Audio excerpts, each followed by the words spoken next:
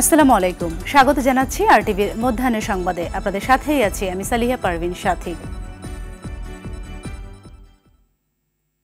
তিস্তা নিয়ে বড় ধরনের পরিকল্পনা নেওয়া হচ্ছে, এতে ভারত সরকার সহযোগিতা করবে।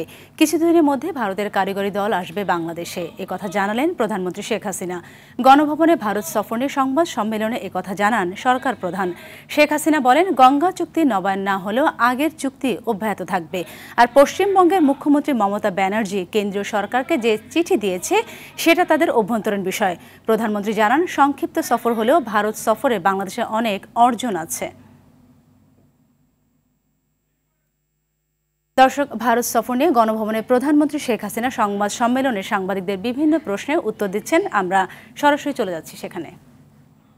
সবথেকে বেশি গুরুত্ব যে আমার দেশের মানুষের কল্যাণে, মানুষের উন্নয়নে এবং বিশেষ করে দেশটাকে উন্নয়নে করার জন্য যার সঙ্গে যতটুকু বন্ধুত্ব দরকার আমি সেটা করে যাচ্ছি।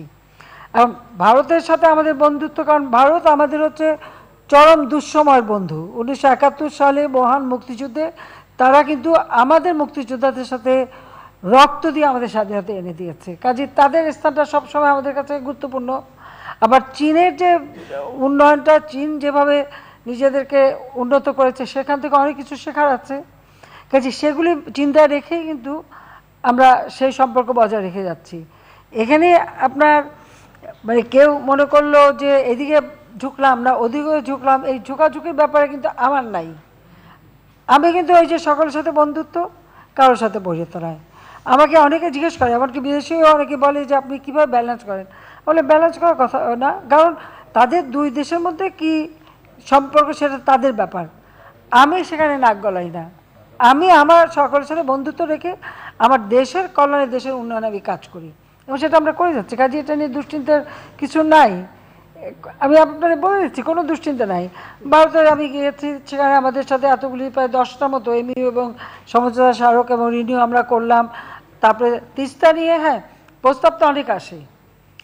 যে কোনো আমি এখানে একটা কথা আপনাদের ভালোভাবে বলতে চাই, আপনারা নিশ্চয়ই এটা লক্ষ্য করেছেন যে যেখান থেকে যে প্রস্তাবই আসুক না কেন, সেই প্রস্তাবটা কতটুকু আমার দেশের জন্য প্রযোজ্য, যে টাকাটা আমি লোন করব সেটা শোধ দেওয়ার মতো সক্ষমতা আমার আছে কি না, আর এই যে প্রজেক্ট আমি নেব সেই প্রজেক্ট সম্পন্ন হবার পর তার রিটার্ন কি আসবে, সেখান থেকে আমার দেশের মানুষের কল্যাণে কতটুকু কাজে লাগবে সেটা বিবেচনা করেই আমরা প্রত্যেকটা কাজ করে থাকি।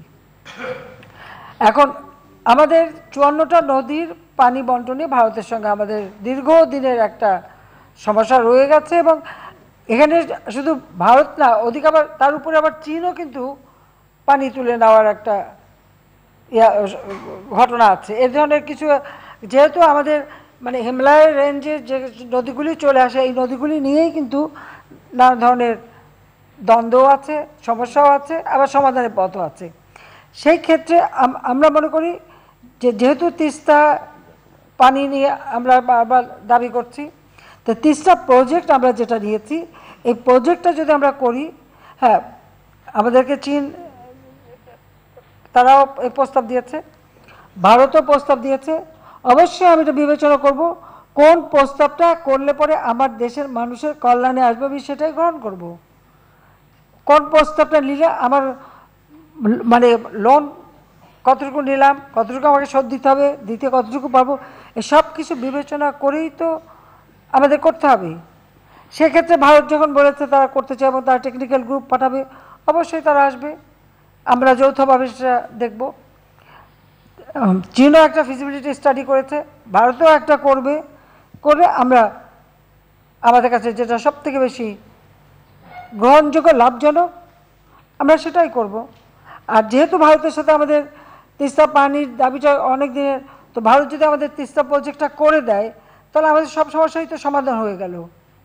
তো সেটাই আমার জন্য সব বেশি সহজ হলো না, আপনারা নিজেই বিবেচনা করে দেখেন। কাজে ভারত যখন এগিয়ে আসছে, আমরা এটাই মনে করি যে ভারতের সাথে যদি আমরা এই তিস্তা প্রজেক্টটা করি, সেটা আমার দেশের এই পানি নিয়ে আর প্রত্যেকদিন প্যাঁ করতে হবে না, আমরা সেই সুবিধাটা পাবো। কাজে এখানে আমি তো কোনো সমস্যা দেখি না। আমার ভারতে প্রাইম মিনিস্টার মোদী যখন আমাকে দাওয়াত দিলেন তার শপথ অনুষ্ঠানে যেতে আমরা গেলাম। তারপরে তিনি রাষ্ট্রীয় সফরে দাওয়াত দিলেন, আমি রাষ্ট্রীয় সফরও করে আসলাম। চীন আমাকে দাওয়াত দিয়েছে, আমি চীনে যাব। আমি যাব না কেন? আমার বাংলাদেশ সভরেন দেশ, আমি সবার সাথে বন্ধুত্ব নিয়ে চলবো। কার কি ঝগড়া সেটা তাদের সাথে থাকে, আমার না। আমার দেশের মানুষের কতটুকু উন্নতি করতে পারি সেটাই আমার কাজ। এইবার অনেকক্ষণ পরে চান্স পেয়েছে, বলো। মাননীয় প্রধানমন্ত্রী, আমার নাম রাহুল রাহা। দর্শক, এতক্ষণ প্রধানমন্ত্রীর সংবাদ সম্মেলনে অংশবিশেষ শুনছিলেন। সুরমা নদীর পানি কমে সুনামগঞ্জে বন্যা পরিস্থিতির আরও উন্নতি হয়েছে। সকালে সুরমা নদীর পানি বিপদসীমা 46 সেন্টিমিটার নিচ দিয়ে প্রবাহিত হয়। তবে ধীর গতিতে পানি কমায় অনেকেই আশ্রয় কেন্দ্র থেকে বাড়ি ফিরতে পারছেন না। বন্যায় কাঁচা ঘরবাড়ি ক্ষতিগ্রস্ত হয়েছে। জেলা প্রশাসন জানিয়েছে এখনও 450 আশ্রয় কেন্দ্রে 9,500 মানুষ অবস্থান করছেন। জেলা পানি উন্নয়ন বোর্ডের নির্বাহী প্রকৌশলী মামুন হাওলাদার জানিয়েছেন হালকা বৃষ্টিপাত হলেও বন্যা পরিস্থিতির উন্নতি হচ্ছে। এদিকে কুড়িগ্রামে বন্যায় ফসলের ক্ষতি হওয়ায় দুশ্চিন্তায় দিন কাটছে কৃষকদের।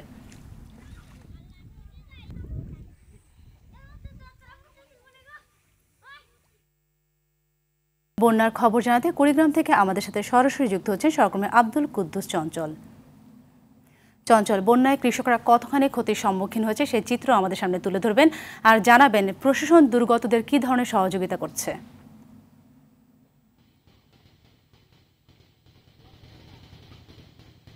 সাথী, আপনাকে প্রথমেই জানিয়ে রাখছি যে বন্যার ব্যাপক উন্নতি হয়েছে। ভারতের যে উজানে রয়েছে এবং বাংলাদেশের যে নদ নদীগুলো রয়েছে, এই অববাহিকায় কিন্তু দুদিন থেকে কোনো প্রকার বৃষ্টি নেই। ফলে কিন্তু বন্যার যে ব্যাপক উন্নতি হয়ে কিন্তু এখন স্বাভাবিক পরিস্থিতিতে রয়েছে। মানুষ কিন্তু বাড়িঘর যেগুলো নিমজ্জিত হয়েছিল পানিতে, সেগুলো কিন্তু পানি নেমে গেছে। ফলে মানুষের দুর্ভোগ অনেকটা কমে গেছে। আর কৃষি বিভাগের যে একটি পরিসংখ্যান রয়েছে আমাদের কাছে, সেই পরিসংখ্যান অনুযায়ী এই বন্যায় কিন্তু কৃষিতে অনেকটা ক্ষতি হওয়ার সম্ভাবনা রয়েছে। কৃষি বিভাগ যেটি পরিসংখ্যান দিয়েছে, 1320 হেক্টর আবাদি জমির ফসল কিন্তু পানিতে নিমজ্জিত হয়েছিল। এর মধ্যে রয়েছে আউশ ধান, পাট, চীনা বাদাম এবং শাকসবজি সহ কিন্তু রয়েছে আমন ধানের বীজতলা। তো এখন পর্যন্ত ক্ষয়ক্ষতির হিসাবের যে পরিসংখ্যান রয়েছে সেটি কিন্তু এখন পর্যন্ত করেননি কৃষি বিভাগ।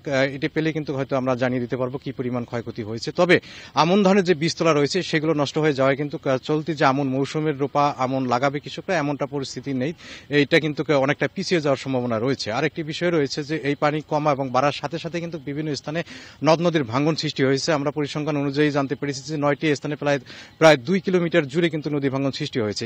এই সমস্ত নদী ভাঙন এলাকায় কিন্তু অনেকের ঘরবাড়ি ইতিমধ্যে নদী গর্ভে চলে গেছে। সেখানকার মানুষের আর্তি রয়েছে যে এই নদী ভাঙন এলাকাগুলো স্থায়ী বাদ দিয়ে কিন্তু তাদেরকে নদী ভাঙন থেকে রক্ষা করবে। তবে পানি উন্নয়ন বোর্ড যেটি জানিয়েছে যে এমার্জেন্সি ওয়ার্ক হিসেবে কিছু কিছু জায়গায় জিও ব্যাগ ফেলে কিন্তু ভাঙন রোধের প্রচেষ্টা চালাচ্ছে। আর প্রশাসনের পক্ষ থেকে বলা হয়েছে যে বন্যা কবলিত লোকজনদের জন্য পর্যাপ্ত পরিমাণ ত্রাণ তারা বিতরণ করেছেন এবং সব ধরনের সহযোগিতা করেছেন। তো সাথী, এই ছিল আমার কাছে কুড়িগ্রামের বন্যা নিয়ে সর্বশেষ খবরাখবর। সাথী, ধন্যবাদ আপনাকে। ব্যবসায়ী নাসির উদ্দিন মাহমুদকে হত্যা চেষ্টা, মারধর, ভাঙচুর ও ভয়ভীতি দেখানোর অভিযোগ করা মামলায় নায়িকা পরীমনির জামিন মঞ্জুর করেছেন আদালত।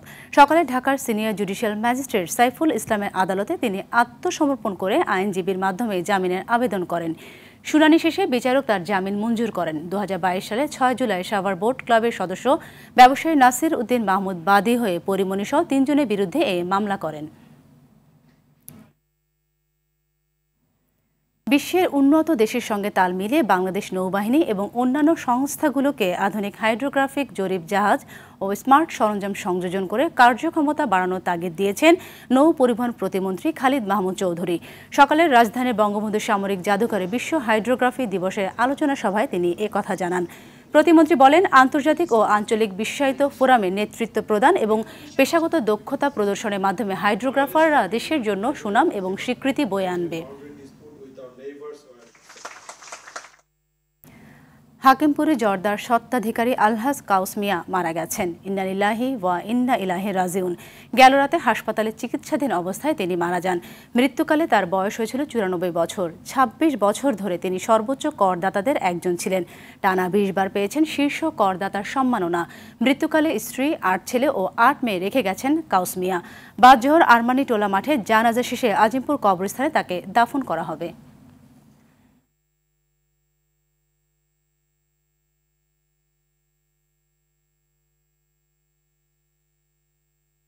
এবারে আন্তর্জাতিক প্রসঙ্গ। রাশিয়ায় ভয়াবহ আগুনে নিহত হয়েছে অন্তত ৮ জন, আহত হয়েছেন আরও কয়েকজন। দেশটির জরুরি সেবা কর্মকর্তারা বলছেন, রাজধানী মস্কো থেকে প্রায় ২৫ কিলোমিটার উত্তর পূর্বের ফ্রায়াজিনো শহরের একটি অফিস ভবনে ভয়াবহ আগুনে হতাহতের এ ঘটনা ঘটে। জানা যায়, আগুনে ভবনের ভেতর ৬ জনের মৃত্যু হয়, আর আগুন থেকে বাঁচার জন্য জানালা দিয়ে ঝাঁপ দিতে গিয়ে মৃত্যু হয় আরও ২ জনের। ভবন থেকে মাত্র একজনকে জীবিত অবস্থায় উদ্ধার করা হয়, তবে কী কারণে আগুন লেগেছে তা জানা যায়নি। ফিলিস্তিনের অবরুদ্ধ গাজা উপত্যকায় ইসরায়েলের পৃথক হামলায় নিহত হয়েছে অন্তত ১৫ জন। গাজা শহরের কেন্দ্রস্থলে বাস্তুচ্যুতদের আশ্রয়স্থল হিসেবে ব্যবহৃত একটি স্কুল ও মধ্য গাজার মাগাজি শরণার্থী শিবিরে চালানো পৃথক হামলায় প্রাণহানির এ ঘটনা ঘটে। হামলায় আহত হয়েছেন বেশ কয়েকজন। ফিলিস্তিনের জাতিসংঘের ত্রাণ ও শরণার্থী সংস্থা UNRWA বলছে, ধ্বংসস্তূপে পরিণত হওয়া গাজার শিশুরা অপুষ্টি ও পানিশূন্যতায় মারা যাচ্ছে। এদিকে ইসরায়েল প্রধানমন্ত্রী বেনিয়ামিন নেতানিয়াহু বলছেন, হামাসের সঙ্গে যুদ্ধবিরতি চুক্তি হলেও যুদ্ধ চলবে। ফিলিস্তিনি স্বাধীনতাকামী সংগঠন হামাস বলছে, নেতানিয়াহুর এ মন্তব্য প্রমাণ করে তিনি প্রেসিডেন্ট জো বাইডেনের দেওয়া যুদ্ধবিরতি প্রস্তাব প্রত্যাখ্যান করেছেন। প্যারিস অলিম্পিকে জায়গা করে নেওয়া আর্চার সাগর ইসলামকে বিমানবন্দরে অভ্যর্থনা দিয়েছে বাংলাদেশ আর্চারি ফেডারেশন। তুরস্ক থেকে ভোরে দেশে ফেরেন অস্ট্রেলিয়ার ওয়ার্ল্ড কোটা টুর্নামেন্টে সিলভার মেডেল জয়ী সাগর। বিমানবন্দরে তাকে স্বাগত জানান আর্চারি ফেডারেশনের সাধারণ সম্পাদক কাজী রাজিবউদ্দিন আহমেদ চপল। ওয়ার্ল্ড কোটা টুর্নামেন্টে ভালো করা সাগর অলিম্পিকে পদকের স্বপ্নের কথা জানান।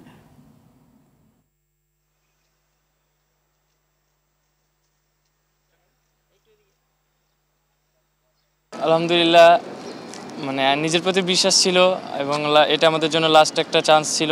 ইনশাল্লাহ আমরা চেষ্টা করছি এর আগে, মানে ওখানে যাওয়ার আগে গেমের প্রিপারেশনটা অনেক ভালো ছিল। আমরা ন্যাশনালে আমাদের লাস্ট প্রিপারেশন ছিল আমাদের ন্যাশনাল, তো আলহামদুলিল্লাহ আমরা ওখানে অনেক স্ট্রাগল করছি। আলহামদুলিল্লাহ অনেক হার্ডওয়ার্ক করার পরে আমরা গেমে গেছি।